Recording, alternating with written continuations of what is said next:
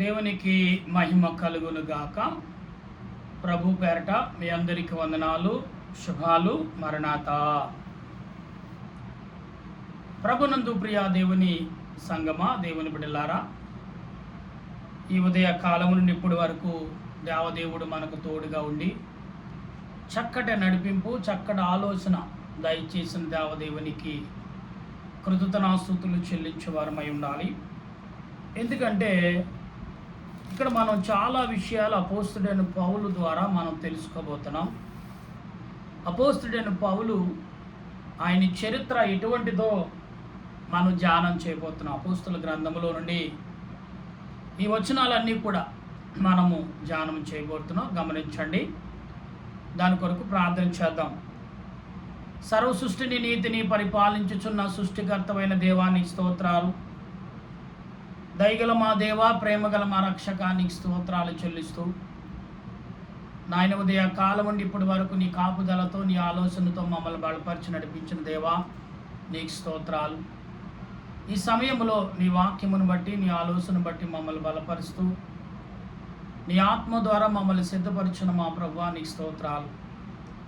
సమయంలో మేము ఏమైనామో అది నీ చిత్తము, మా ఉద్దేశము కాదు. నీ ఉద్దేశాన్ని బలపరిచి నడిపించి ఆదరించి ఆయుధపరచమని ప్రార్థన చేయించున్నాం. ప్రభువా, సమయంలో నీ దాసుడి నేను నీ లేఖనముని చేతపట్టి అపోస్తుల కార్యము నాయన సౌలు, అపోస్తుడైన పౌలు చరిత్రను వివరించుటకు సిద్ధపడి ఉండగా నీ ఆత్మ నడిపింపు దయచేసి చక్కటి మార్గం, చక్కటి నడిపింపు అనుగ్రహించిన నాలో మీరుండి, నా తోడు మీరుండి, నిబిడలతో ఉండి ఈ సృష్టి యావత్తుకు కావలసిన మాటలు, ప్రజలకు కావలసిన ఆదరణ నీ వాక్యము ద్వారా అనుగ్రహించి వినిచున్న వారును, గ్రహించుచున్న వారికి ఆత్మ తలంపులను తండ్రి సహాయమును, నీ కాపుదల, రక్షణ, మేలును పొందగల కృపను వాక్యము ద్వారా అందించుమని ఆత్మరూపుడు రక్షణకర్త అయిన యేసుక్రీస్తు నామములో అడిగి బ్రతిమాలి ప్రార్థన చేయుచున్నాను పరమ తండ్రి. ఆమేన్. మన తండ్రి అయిన దేవుని సహాయము సదా మనకు తోడైండును గాక. ఆమేన్. ప్రభునందు ప్రియా దేవుని బిడ్డలారా, ఈ ఉదయ కాలములో నుండి మరి ఇంతవరకు దేవుడు మనల్ని నడిపించి బలపరిచిన దేవదేవుని యొక్క ఆలోచనను మనము గమనించేవాలి. చాలా విషయాలు బైబిల్ గ్రంథము ద్వారా కనబడుతున్నాయి. కానీ అపోస్తుడైన పౌలు మాట్లాడుచున్న మాటలను మనం గమనించినప్పుడు మొదటి అధ్యాయం నుండి,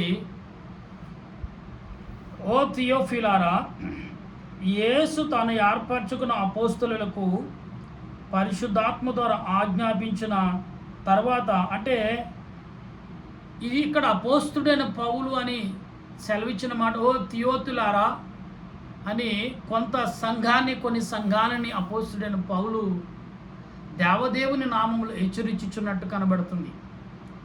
జాగ్రత్త కలిగి వినాలి ఈ మాటలు. చాలా ఆశ్చర్యకరంగా అంటే అపోస్తుడైన పౌలు రాసిన మాటలు. ఎందుకంటే ఆత్మ తలంపులు అంటే హెచ్చరికలు. ఈరోజు అంశం ఏంటంటే హెచ్చరికలు. దేవుడు హెచ్చరిస్తున్నాడు మనల్ని. అంటే జ్ఞానము కలిగి ఉండాలని హెచ్చరిక. అయితే ఇక్కడ అంటే మాటలను మనం గమనిస్తూ, చేర్చుకున్న దినము వరకు ఆయన చేయుటకు, బోధించుటకును ఆరంభించిన వాటిని గురించి, ఇదిగోండి అతడు మొదటి గ్రంథం అని చెప్తున్నాడు ఇక్కడ. ఆయన నాకు చూపినది, నాతో మాట్లాడేది, ఇది మొదటి గ్రంథముగా నేను రచించితని అంటున్నాడు. అంటే అపోస్తుడైన పౌలు మాట్లాడుతున్న ప్రతి మాట ఆత్మ తండ్రి అయిన దేవుని దగ్గర అందుకున్న మాటే తప్ప తన సొంతంగా రాసిన మాట అయితే కాదు. తన సొంతంగా అన్వేషించుకున్నది కూడా కాదు. ప్రియులారా, మనం గమనించాలి ఇక్కడ. అయితే ఇక్కడ అంటున్న మాటని మనం గమనించినప్పుడు, ఆయన శ్రమపడిన తర్వాత 40 దినముల వరకు వారికి అనబడుచు దేవుని రాజ్య విషయము గురించి బోధించుచు అనేక ప్రమాణము చూపి వారికి తన్ను తాను సజీవునిగా కనపరుచుకును. ఆయన ప్రియులారా, ఇక్కడ యేసుక్రీస్తు ప్రభు మరణించిన తర్వాత, పునరుద్ధానుడైన తర్వాత ఇంకా ఈ లోకంలో 40 రాత్రులు 40 పగలు శిష్యులతో నడిచినట్లుగా అపోస్తుడైన పౌలు మనతో చెప్తున్నాడు. అంటే యేసు ప్రభు వెంటనే ఆరోహణ ఆత్మ ద్వారా సంచరించాడు శిష్యులతో. తర్వాత ఇంకా మీకు నేను కనపడని, మీరు ధైర్యంగా ముందుకు వెళ్ళండి అని ధైర్యం ఇచ్చి ఎదరికి పంపించాడు ఆయన. ప్రియులారా, దేవుడు ఏ క్రియ అయితే యేసు ప్రభు ఏ క్రియ అయితే చేశారో ఆ క్రియను అపోస్తుడైన పౌలు తూచుక తప్ప చేశాడు. ఈ విషయాలు మనం చాలా జాగ్రత్త కలిగి గమనించాలి. అయితే ఇక్కడ మాట్లాడుతున్న 4వ వచనంలో ఇలాగ ఆజ్ఞాపించును, మీరు యెరూషలేమును వెళ్ళక నా వలన నా తండ్రి యొక్క యెరూషలేముకి వెళ్ళక నా వలన తండ్రి యొక్క ఆజ్ఞను కనిపెట్టుడి అని చెప్పుచున్న మాటను వింటున్నాం. యోహాను నీళ్లతో బాప్తీచును కానీ కొద్ది దినములలో కాగా, అంటే ఇక్కడేమో అపోస్తుడైన పౌలు నేను బాప్తీసి యోహాను గారు నీళ్లతో బాప్తీసాడని కొన్ని దినముల తర్వాత పరిశుద్ధాత్మతో మీరు బాప్తీసం పొందుతారని అపోస్తుడైన పౌలు చెప్పునట్టుగా కనబడుతుంది. అంటే ఈ విషయాలు చాలా ఆలోచనగా మనం గ్రహించాలి ప్రియులారా. ఎందుకంటే చాలా లోతైన మాటలు. ఈ లోకంలో మనుషులు కొత్త నిబంధన గ్రంథంలో అపోస్తుడైన పౌలు కానించి రాసిన ప్రతి గ్రంథము కూడా అపోస్తుడైన పౌలు కొన్ని సంఘాలకి హెచ్చరికలతో చూసి దేవుడు ఆనాడు చూడండి మోషేని ఎలాగో వాడుకున్నాడు దేవుడు, ఈనాడు అపోస్తుడైన పౌలును కూడా ఈనాడు క్రైస్తవుల నిమిత్తము ఇజ్రాయేలు 12 గోత్రాల నిమిత్తము దేవుడు అపోస్తుడైన పౌలు కొన్ని సంఘాలకి హెచ్చరికలు చేస్తాడు. సంఘాలు ఏర్పడ్డారు కానీ ఎలా మాట్లాడాలో తెలియదు, ఎలా నడవాలో తెలియదు, ఎలాగా ఆశీర్వాదం పొందాలో తెలియదు, ఎలాగ దీవెనను ఆహ్వానించుకోవాలో తెలియని పరిస్థితుల్లో కొన్ని సంఘాలు ఆనాడు ఉన్నాయి, ఈనాడు ఉన్నాయి.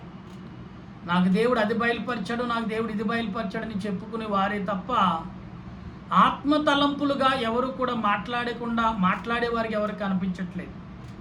కనుక మనం ఒకసారి ఆలోచన కలిగి ఉండాలి. అయితే పొందుదురా నేను కాబట్టి వారు కూడి వచ్చినప్పుడు, ప్రభువా ఈ కాలమందు ఇశ్రాయేలులకు రాజ్యమును మరలా అనుగ్రహించుదువా అని ఆయనను అడగగా, ఆయన కాలములను సమయములను తండ్రి తన స్వాధీనమును ఉంచుకుని ఉన్నాడు, వాటిని తెలుసుకునుట మీ పని కాదు. అంటే ఇక్కడ చూసారండి, కాలముల గురించి అడుగుతున్నప్పుడు యేసు ప్రభు ఏమన్నారు, తండ్రి తన కాలములు అన్నీ కూడా ఆయన స్వాధీనములు ఉన్నాయి, వాటి తెలుసుకుంటే మీకు అవసరం లేదు అని చెప్పినట్టుగా నిజమే అండి. ఈ లోకంలో చాలామంది జరుగుతుందంటే ఏం జరుగుతుందని ఆశతో అడుగుతూ ఉంటారు. పిల్లలు అడగండి అలాగా. ఎందుకంటే దేవుడు అంటున్నాడు, అటువంటి తెలుసుకుని నీ మనసు తట్టుకోలేదు, దేని కొరకు నువ్వు తట్టుకుని ఏం చేస్తావు, నువ్వు చేయగలవా అంటే ఏమి చేయలేవు. కనుక మనము ఓర్పు కలిగి సహనము కలిగి జాగ్రత్త కలిగి ఉండాలి తప్ప అనేక విషయాల కొరకు ఆదుర్తో కలిగి ఉండవద్దని ప్రభు చెప్పుచున్న మాటను వింటున్నాం. నా ప్రియమైన దేవుని సంగమా, దేవుని బిడలారా, అపోస్తుడైన పౌలు చెప్పుచున్న మాటల్ని మనం గమనించాలి. ఈ మొదటి వచనము 26 వచనాలుగా ఉన్నాయి, కానీ 2 ప్రసంగాలుగా వివరించాలని ఆశపడి ఉన్నాను, తలంచి ఉన్నాను. అటు రీతిగా మీకు వివరించడానికి సిద్ధపడి ఉన్నాను.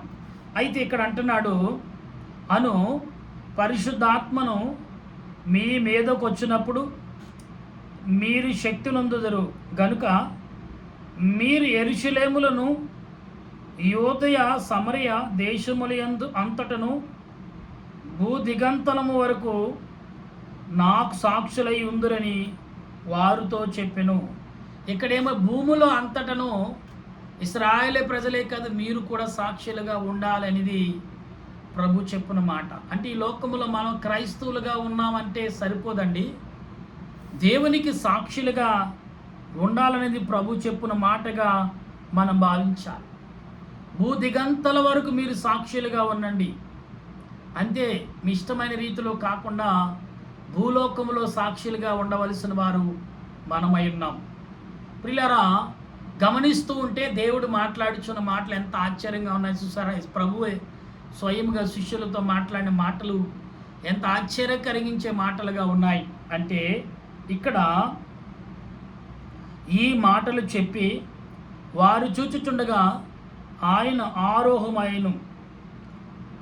అప్పుడు వారు కనులు కనపడకుండా ఒక మేఘము ఆయన కొనుపోవును.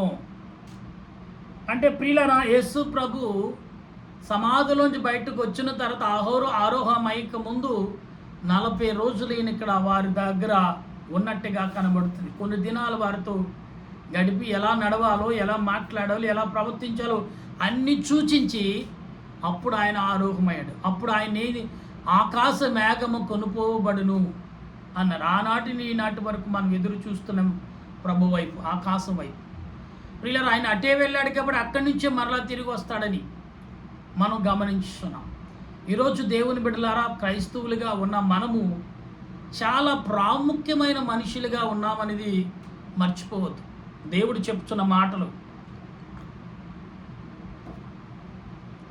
కనుక ఆత్మ తలంపులు కలిగి మనం మాట్లాడేవారిగా ఉండవలసిన వారమైనా, ఎవరిష్టమైన రీతిలో మాట్లాడటం కాదండి. దేవుడు నిన్ను ఏర్పరచుకున్నాడు.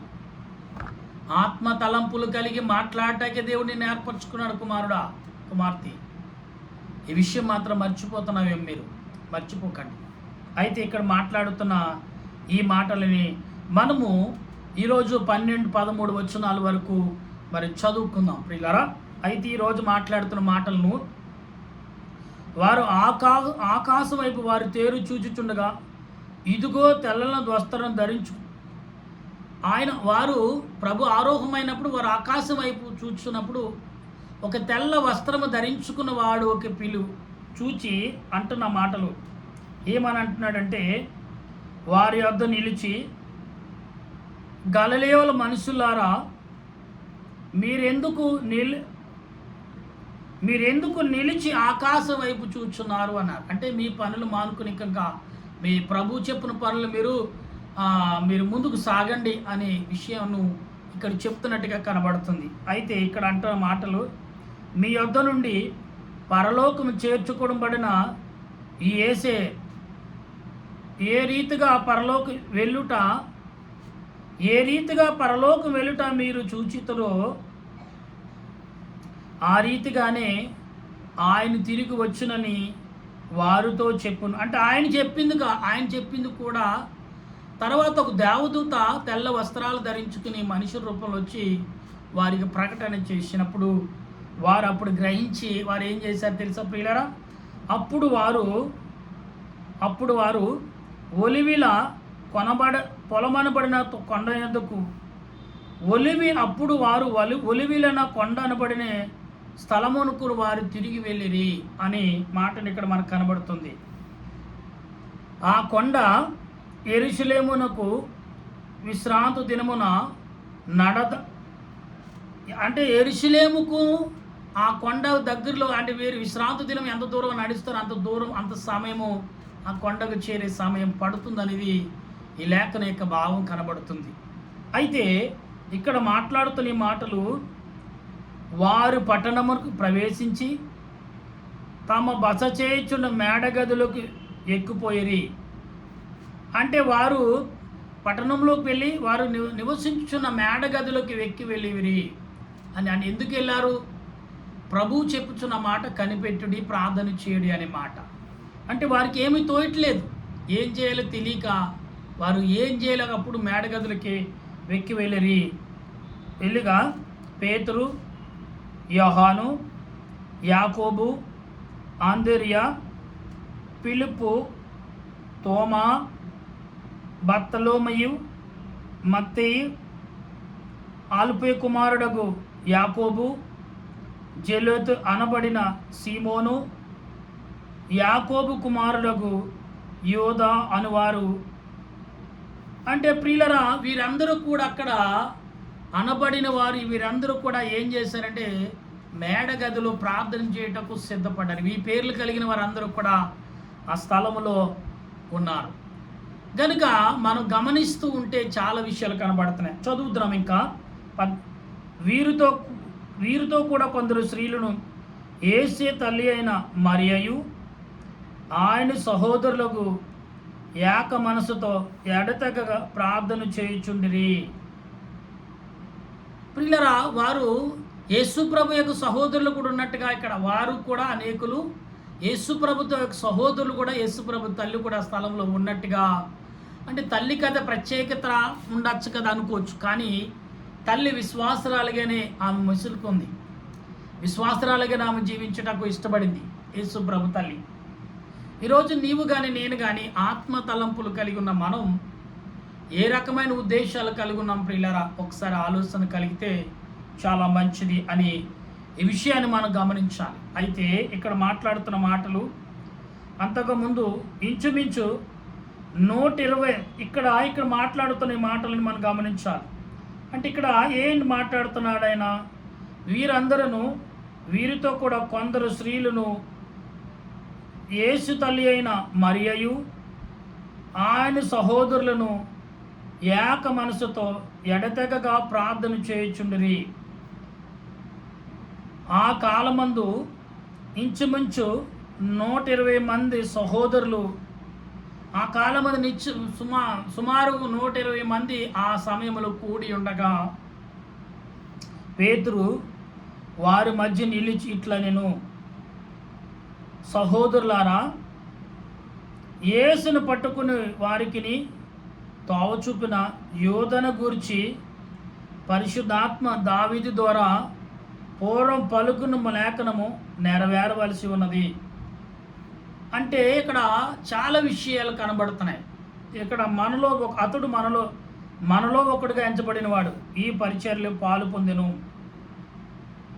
ఈ యోనా దోహం వల్ల, ఈ యోనా అంటే ఇస్కర యోధ అంటే యోధ అనే పిలిచేవారు, ఇస్కర యోధ కానీ యోధ అని ఇతడు రోకలిచ్చి ఒక పొలము కొనెను. అతడు తలకిందులుగా పడి నడిమికి బద్దలైనందున అతని పేగులని బయటికి వచ్చెను. ఈ సంగతి యెరూషలేములో కాపురం ఉన్న వారందరికీ కనవచ్చును గనుక వారి భాషలో ఆ పొలము అకలద్దలమన అనబడి దానికి రక్తభూమి అని అర్థము. ఇందుకు ప్రమాణముగా అతని ఇల్లు పాడైపోయిను గాక, దానిలో ఎవడు కాపుడు ఉండపో అంటే ఇక్కడ అన్నాడు వాడి ఇల్లు పాడైపోయిను గాక, ఆ ఇంటిలో ఎవడు కాపురం ఉండకుండును గాక, యుగయం వేరొకరు తీసుకును గాక కీర్తన గ్రంథంలో రాయబడి ఉన్నది. కాబట్టి యోహాను బాప్తీసు మొదలుకొని ప్రభువైన యేసు మన యొద్ద నుండి పరవను చేర్చుకున్న దినము వరకు ఆయన మన మధ్యన సంచరించిన కాలమంతయు మనతో కలిసిన వీరిలో ఒకడు మనతో కూడా ఆయన పునరుద్ధానమును గురించి సాక్షియుండుట ఆవశ్యకమని చెప్పెను. అప్పుడు వారు యూస్తు అను మారు పెరగల బసబ్బ అనబడు యేసేపును మత్తయ్య అని ఇద్దరిని నిలవబెట్టి ఇట్లా అని ప్రార్థన చేసింది. అందరు హృదయములను ఈయన ప్రభువా తన చోటికి పోదుము, యోధ తప్పిపోయి పోగొట్టుకున్న ఈ పరిచర్యలో అపోస్తులను పాలు పొందుటకు వీరిద్దరిలో మేము ఏర్పరచుకున్న వారు కనపరచుకును. అంతటి వారు వీరిని గూర్చి చీట్లు వేయగా మత్తయ్య పేరిట చీటు వచ్చును గనుక అతడు 11 మంది అపోస్తులతో కూడా లెక్కింపబడిను. అంటే 11 మంది అపోస్తులతో లెక్కించబడి, ఇక్కడ అపోస్తుడైన పౌలు అంటే ప్రియులరా, ఈ కాలం వీరు ప్రార్థన చేసేటప్పుడు అపోస్తుడైన పౌలు లేడండి ఆ స్థలంలో. కానీ ఇక్కడ ఉన్నట్టుగా రాసినట్టుగా కనబడుతుంది. ప్రియులరా, ఈ వచనాలు ఎలా ఉంటాయంటే అపోస్తుడైన పౌలు ఇస్కరియోత చరిత్ర, వాడి యొక్క భూమి వాడి ఇంట్లో ఎవరు ఉండకుండా పోవును గాక, వాడి ఆస్తి ఒకరు దొంగిలించును గాక అనే రీతిలో ఆక్రమించుకుందురు గాక అని రీతిలో కనబడుతుంది. ఈరోజు మనము మన స్థితిగతులు మరి మొదట వచ్చిన అపోస్తుల కార్యము, ఈ అపోస్తుడైన పౌలు రాసిన ఈ గ్రంథంలో మొదట వచ్చినమంతా కూడా మనం వివరించుకున్నాం. అయితే దేవుడు తన క్రియలను బట్టి, తన ఆలోచన బట్టి నీకు నాకు బోధిస్తున్నాడు. కానీ అపోస్తలుడైన పౌలు చెప్పిన మాట ఆత్మ సంబంధమైన మాటగాను, ఆత్మ సంబంధమైన ఉద్దేశంగాను మనం భావించవలసిన వారమై ఉన్నామని గమనించవలసిన వారమైనాం. అట్టి ఆలోచన దేవదేవుడు మనందరికీ సాయంకాల పూట అందించి, అపోస్తలుడైన పౌలు ఎలాగైతే కలిసి ప్రార్థన చేశారో, ఈనాడు కుటుంబాలుగా, సంఘాలుగా, ప్రజలుగా అందరూ ఏకత్వం కలిగి, ఒకే మనసు కలిగి, ఒకే తలంపు కలిగి ప్రార్థించే మనసును దేవదేవుడు మనందరికి అందించును గాక. ఆమేన్. ప్రార్థన చేద్దాం. దయగల మా ప్రభువా, నీకు స్తోత్రాలు నాయన. ఈ సమయంలో ప్రార్థిస్తుండగా మా ప్రార్థన ఆలకించి నీ ఆత్మచేత మమ్మల్ని బలపరిచిన మా ప్రభువా నీకు స్తోత్రాలు. మా ప్రియుడు, ఇదిగో ప్రభా, మా ప్రియులు అపోస్తలుడైన పౌలు ప్రభా నీ ఎదుటకు హతసాక్షిగా మీ ఎదురు ఉన్నారని నమ్ముచున్నాం.